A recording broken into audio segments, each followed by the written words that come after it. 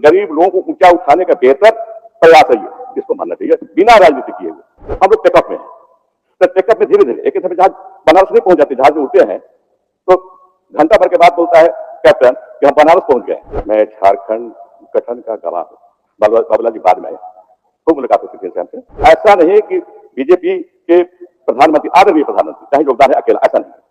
ये रामायण नहीं है, रामचरितमानस नहीं है कि तुलसीदास लिख के बैठ करके लिख दिए, ऐसा नहीं हुआ। रोज पटाखा फूटता था ये जंगल में, उस जंगल में, आज स्थिति सुधरी है। ये सबको मानना चाहिए, ईमानदारी से मानना चाहिए। जयपाल सिंह से मिला था जब मैट्रिक पास किया था, उस समय मिला था मैं, ये नहीं होलो से मिलता था। बागुन दादा तो जब इसके साथ चावल वहां मुलाकात होती बात होती लोगों से। 25 लाख लोग हरा कार्ड बना के हेमंत जी की सरकार में हम लोग, कपड़ा हम लोग दिए, अबुआवास हम लोग दे रहे हैं, मेडिकल कॉलेज वगैरह जितने हैं, मेडिकल कॉलेज है, इंजीनियरिंग कॉलेज बन रहे हैं, ये सब पार्टनरी अंदर आएंगे। रिसर्च जितने हो रहे हैं, रिसर्च एंड डेवलपमेंट पार्टनरी अंदर आए, ये चारों सेक्टर में पैसे बांटे जाएंगे। महोदय, मैं सरकार को, सरकार के वित्त मंत्री को और वित्त विभाग को बधाई देना चाहता हूं, धन्यवाद देना चाहता हूं कि उन्होंने कड़ी मेहनत के बाद अच्छा बजट बनाया। मैं इसे समर्थन में बोलूंगा। मैं 2-3 पार्ट में बोलूंगा, ज्यादा समय नहीं लूंगा, लेकिन 2-3 पार्ट रखूंगा। पहला तो ये है कि मुख्य बिंदु क्या है, विशेषताएं क्या है इस बजट की, इसका थोड़ा सा चर्चा करूंगा। विशेषताएं हैं कि झारखंड के विकास में निजी भागीदारी को सुनिश्चित करने के लिए पीपीपी शेयर एवं सीएसआर शेयर को क्रियाशील करने का प्रस्ताव इस बजट में दिया गया। ये पहली बार हो रहा है सीएसआर का पैसा जहां तहां बढ़ता था। इस राज्य में, दूसरे राज्य में भी हम जानते हैं कि दूसरे राज्य में भी भेज दिया जाता था। यहाँ जो पैसा मिलता है, यहाँ जो कंपनियां काम करती हैं और सीएसआर के पैसा देते हैं, तो बाहर के राज्य भेज दिया जाता है। वो नहीं होगा, एक सेल बनेगा और सीएसआर का पैसा यहाँ रहेगा और उससे विकास के कार्य होंगे। ये मैं मानता हूं। कैसे होंगे, बाबूलाल जी कह रहे थे, तो एक तरीका तो है ये कि सीएसआर के पैसे को भी गिनती करें हम अपने रेवेन्यू कलेक्शन और फिर इसको खर्च करें। दूसरा है महोदय, सरकार कंटिन्यूटी में चलती थे। राज सिन्हा जी बोले थे ना, राज सिन्हा जी बोले थे 3-4 दिन पहले कि सरकार कंटिन्यूटी में चलती है। एकदम सही बोले थे। पॉलिटिकल साइंस का सिद्धांत है ये, गवर्नमेंट रन इन कंटिन्यूटी। उसी तरह सरकार जो एक पिछले वित्तीय वर्ष में एक लक्ष्य रखा गया था कि 2029-30 तक मौजूदा मूल्य पर राज्य की घरेलू सकल आय को 10 ट्रिलियन करने का लक्ष्य, इसको बरकरार रखा है। इस बजट भाषण की विशेषता इसको मानूंगा मैं। तीसरे विशेषता इसमें है कि राज्य में पर्यटन के विकास की असीम संभावनाएं हैं। पर्यटन में रोजगार की असीम संभावनाएं रहती है। पर्यटन के विकास के द्वारा राज्य के लोगों को रोजगार में आय के नए अवसर के साथ साथ राज्य को अतिरिक्त राजस्व प्राप्त होगा। पहले स्थिति अच्छी नहीं थी लॉ एंड ऑर्डर की, हम पुलिस में रहे, हम जानते थे, रोज पटाखा फूटता था इस जंगल में, उस जंगल में। आज स्थिति सुधरी है। ये सबको मानना चाहिए, ईमानदारी से मानना चाहिए। मैंने देखा है खराब दिन तो याद कर रहा हूं, आज बढ़िया दिन आया है तो उसको भी याद करने की जरूरत है। और पर्यटन को सब मिल करके, लेफ्ट राइट की बात नहीं है, सब मिल करके हम लोग को बढ़ावा देना चाहिए ताकि रेवेन्यू कलेक्शन, रेवेन्यू हमारा आगे बढ़े। और भी है विशेषताएं महोदय, लेकिन ज्यादा नहीं पढ़ूंगा। अभी बात हो रही थी बजट में राजनीति। महोदय, कोई सरकार बजट लाती है उससे राजनीति साधती है। बजट क्या है? अर्थनीति का, अर्थनीति इकोनॉमिक पॉलिसी का भाग है। जो हमारी अर्थनीति होगी उसको हम बजट में सालाना रेवेन्यू और एक्सपेंडिचर के लेखा जोखा के मार्फत में रखते हैं। उदाहरण देंगे हम, दिल्ली का इलेक्शन हुआ, उसके पहले केंद्र सरकार का बजट हुआ। मैं खाली अर्थनीति और राजनीति उसके बारे में बोल रहा है, किसी पे कटाच नहीं। उसमें बजट में पढ़ा गया कि 12 लाख सालाना आय वाले को इनकम टैक्स नहीं देना पड़ेगा, इनकम टैक्स नील हो जाएगा। दिल्ली के एक अंग्रेजी पत्रकार ने मुझे फोन किया कि इसमें क्या प्रतिक्रिया है, क्या विचार है। हमने कहा आप बोलिए पहले क्या प्रतिक्रिया है। बोला पहले आप राजनीति में हैं, आप बताइए क्या इसमें होगा। हमने कहा महोदय कि केंद्र सरकार की पार्टी बीजेपी आगे बढ़ जाएगी, आप नीचे जाएगा। इसलिए कि दिल्ली में 67% मिडिल क्लास के लोग रहते हैं। इस प्रावधान से, इस बजट की इस अर्थनीति से राजनीति होगी, ये होता है। हमको इस बात को समझना होगा कि बजट अर्थनीति है और अर्थनीति प्रभावित करती है राजनीति। अपनी पार्टी का भी बोलेंगे हम, मैया सम्मान योजना, जहां जाते थे बोलते थे आप तो पॉलिटिक्स कर रहे हैं। हम बोलते थे कि हम पॉलिटिक्स में हैं तो पॉलिटिक्स नहीं करेंगे तो क्या करेंगे, गुल्ली डंडा खेलेंगे। हम पॉलिटिक्स कर रहे हैं, क्या हमारा अधिकार है। लेकिन मैया सम्मान योजना का समझो क्या है। आज इनकम इनइक्वलिटी है, कैसे सुधारेंगे।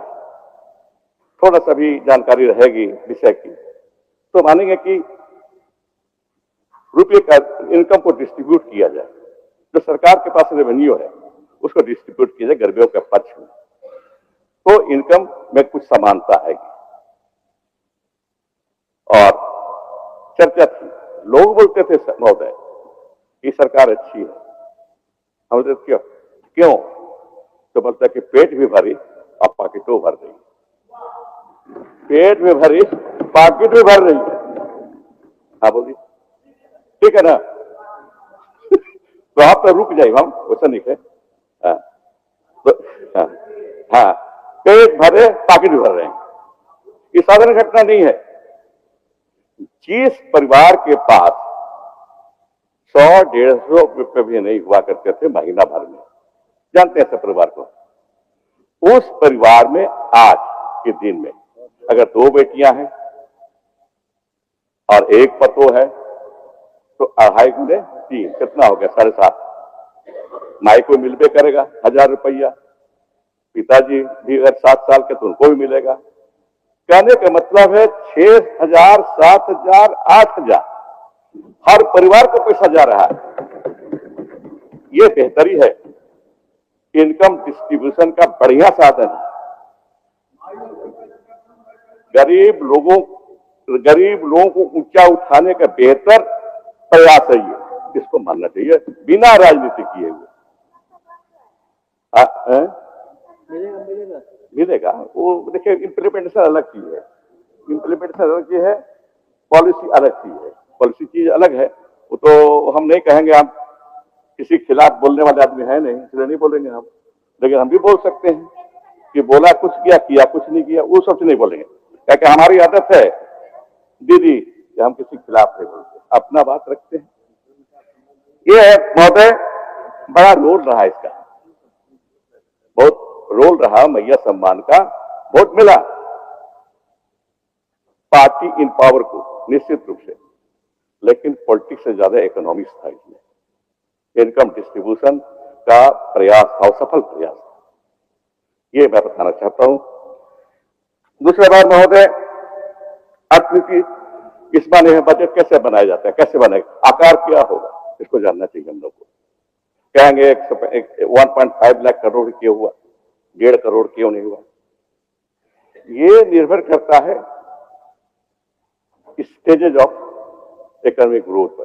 किस तरह का इकोनॉमी है, किस तरह का इकोनॉमिक ग्रोथ है, उस पर निर्भर करता है। अर्थशास्त्रियों के अनुसार महोदय स्टेजेज में 5 स्टेजेज हैं इकोनॉमिक ग्रोथ के। पहला है ट्रेडिशनल इकोनॉमी, दूसरा है प्रीकंडीशन टू टेक ऑफ, तीसरा है टेक ऑफ, चौथा है ड्राइव टू मैच्योरिटी और 5वां है age of mass consumption. Mass consumption America में है, यहाँ हम लोग पास नहीं होगा, हम लोग टेकऑफ में है। तो टेकऑफ में धीरे धीरे एक समय जहाज बनारस नहीं पहुंच जाते, जहाज में उड़ते हैं तो घंटा भर के बाद बोलता है कैप्टन कि हम बनारस पहुंच गए, तो समय लगेगा। हम उड़ान भर रहे हैं, समय लगेगा इसमें, तो आकार भी उसी अनुसार होता है। फिर महोदय थोड़ा सा बताना चाहूंगा, जो 31 हमारे साथी आए हैं, नए साथी, उनको बजट कैसे बनता है, आकार कैसे निर्धारित होता है, कैसे वैरायटी भर दी जाती है, इसके बारे में थोड़ा इनको थोड़ा सा बताना चाहते हैं। ज्ञान देना नहीं चाहते हैं, लेकिन बताना चाहते हैं। महोदय, अब बजट में विभिन्न विभागों को कैसे, किस तरह से बांटा जाता है पैसा, ताकि समुचित और बैलेंस ग्रोथ हो सके। तो इकोनॉमी के 4 सेक्टर्स होते हैं, हर सेक्टर में बांटा जाता है। इकोनॉमी के सेक्टर हो गए प्राइमरी, सेकेंडरी, टेरिशरी, और नया जुटा है, हमारे मित्र नहीं है, चले गए सजूरा जी, क्वार्टरनरी। एक प्राइमरी, सेकेंडरी, टेरिशरी सभी जानते हैं, लगभग सब जानते हैं। क्वार्टरनरी का मतलब है knowledge sector, technology, medical college वगैरह जितने हैं, मेडिकल कॉलेज है, इंजीनियरिंग कॉलेज बन रहे हैं, ये सब क्वार्टरनरी के अंदर आएंगे। रिसर्च जितने हो रहे हैं, रिसर्च एंड डेवलपमेंट क्वार्टरनरी के अंदर आए। ये चारों सेक्टर में पैसे बांटे जाएंगे। जो भी रेवेन्यू होगा चारों सेक्टर में, तभी हम कुछ समुचित रूप से अर्थव्यवस्था को आगे बढ़ा सकेंगे। ऐसा नहीं कि एग्रीकल्चर में लाद दिए, सब एग्रीकल्चर को पैसा दे दिए तो इकोनॉमिक डेवलपमेंट हो गया, सो नहीं होगा। तो वित्त विभाग को, वित्त मंत्री को, सरकार को देखना होता है कि चारों सेक्टर में प्रायोरिटी के अनुसार जो जितना उसकी महत्व है और जब कैसे बढ़ाना चाहेंगे उसके अनुसार इस पर हम नजर डालें। बजट पास में पढ़े, बेहतर ढंग से बजट बना है, मैं ये बताना चाहता हूँ। अच्छा, प्रशंसनीय है महोदय। फिर महोदय बेसिक मुद्दा, ये तो बता दी बेसिक मुद्दा क्या है। बेसिक मुद्दा जहां का तहां है झारखंड का। मैं झारखंड गठन का गवाह हूं। बाबूलाल जी बाद में आए, खूब मुलाकात होती थी इनसे हमसे, लेकिन बाद में मैं तो जब गठन हुआ था, छोटा सा था बच्चा, 7-8 साल का, जब स्टेट रीऑर्गेनाइजेशन आयोग का गठन हुआ था, तब से जान रहा हूं, ज्यादा नहीं बोलूंगा, इस पर लिख रहा हूं मैं, इससे ज्यादा भी नहीं बोलूंगा। तब से मैं गवाह हूं।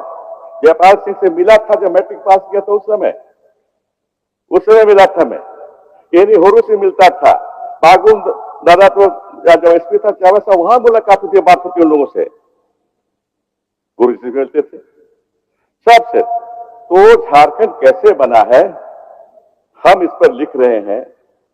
इसमें राजनीति करने की बहुत जरूरत नहीं है, सबका योगदान है, सबका योगदान। ऐसा नहीं कि बीजेपी के प्रधानमंत्री, आदरणीय प्रधानमंत्री चाहे योगदान है अकेला, ऐसा नहीं है। ये रामायण नहीं है, रामचरितमानस नहीं है कि तुलसीदास लिख के बैठ करके लिख दिए, ऐसा नहीं हुआ। ये आदिवासी महासभा और उसके पहले भी उन्नति समाज, छोटनागपुर उन्नति समाज, खेबले उरांव का ऑर्गेनाइजेशन, उसके बाद महासभा, आदिवासी महासभा, झारखंड पार्टी, इस सब का योगदान है, सबका योगदान है। और बीजेपी का भी योगदान है। वनांचल की मांग आपने की थी, कैसे नहीं, योगदान है। आजसू का भी योगदान है, लेकिन ये हम लोग को इस क्रेडिट देने में नहीं लगे रहे, इसको बनाने में, संवारने में लगे रहे। हमको याद है 60 के दशक में, 63 में तो मिल गए पार्टी कांग्रेस में, लेकिन उसके पहले श्री बागे, लेट बागे, इसके बागे अपोजिशन के नेता थे, लीडर ऑफ अपोजिशन बिहार विधानसभा में होते थे। उनका एक स्टेटमेंट आया था, छोटा ही था, मेरे ख्याल से मैं 9वां-10वां पढ़ता हूं, अखबार पढ़ने की आदत थी मुझे, पढ़ा था यहाँ की दुर्दशा के बारे में, कि हम झारखंड के लोग आज भी गरीब हैं और नग्न हैं, पेट खाली है, कपड़े में आधा तन में कपड़े हैं। ये उससे सुधरा, बाबूलाल जी के समय में भी सुधरा, नहीं सुधरा तो बात नहीं, ओपन सुधारे हैं, बाकी आगे आने वाले समय में और सुधरा है। लेकिन पिछले सरकार में रोटी कपड़ा और मकान में जितना काम हुआ वो शायद पहले नहीं हुआ। ठीक है, प्रधानमंत्री जी 80 करोड़ लोगों को अनाज दे रहे हैं, बाकी लोगों को कौन देगा? 25 लाख लोगों को हरा कार्ड बना के हेमंत जी की सरकार में हम लोग कपड़ा हम लोग दिए, अब आवास हम लोग दे रहे हैं। तो रोटी कपड़ा और मकान, दीदी कुछ बोलना है? तो इम्प्लीमेंटेशन मैडम, इम्प्लीमेंटेशन में मीरा जी गड़बड़ी होती है, मानना होगा, हम मानते हैं, हम भी रहे हैं मंत्री उसके, होती थी, हम इनकार करने की कोई बात इसमें नहीं है, होती है, चलता है। ये रोटी कपड़ा और मकान को एड्रेस किसी ने किया, किसी सरकार ने किया पूर्णता के साथ, कुछ कमियां रही उसमें, तो हेमंत जी की सरकार, ये हमको मानना होगा। ये महोदय गरीबी, दूसरी प्रॉब्लम गरीबी की है आज भी, और पता नहीं कब तक रहेगी। गरीबी सिर्फ ये नहीं कि पॉकेट में पैसे नहीं हो, वो गरीब नहीं कहलाता है। आजकल इंडिकेटर्स बना दिया है नीति आयोग ने, और नीति आयोग यूएनडीपी के अपना जो फॉर्मूला है उसके अनुसार बनाया है। उसके अनुसार महोदय 12 कहाँ गया, एक मिनट महोदय, 12 इंडिकेटर है महोदय। जब इसको पूरा करेंगे हम, तब कहेंगे कि झारखंड में गरीबी गई, झारखंड से। इंडिकेटर्स पढ़ के सुना देता हूं, जो नए सदस्य उनके लिए, जो पुराने हैं सब जानते होंगे, जो नए हैं अभी शुरू आए हैं तो सीखना चाहिए, जानना चाहिए। उसमें है health, education, living standard, nutrition, child mortality, years of schooling, school attendance, cooking fuel, sanitation, drinking water, electricity, housing, ये इतने 12 इंडिकेटर्स हैं। पता नहीं कब हम लोग इसमें सुधार लाएंगे।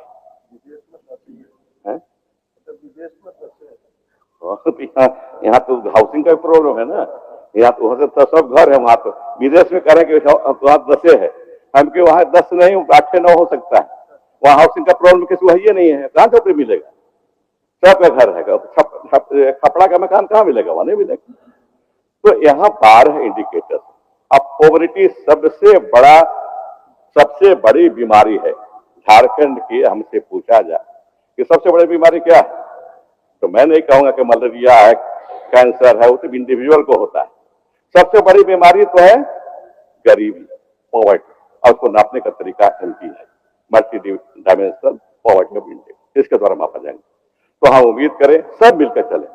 बड़ी अच्छी बात है कि बाबूलाल जी ने कहा कि अच्छे काम में हम सहयोग करेंगे, ऐसा ही होना चाहिए।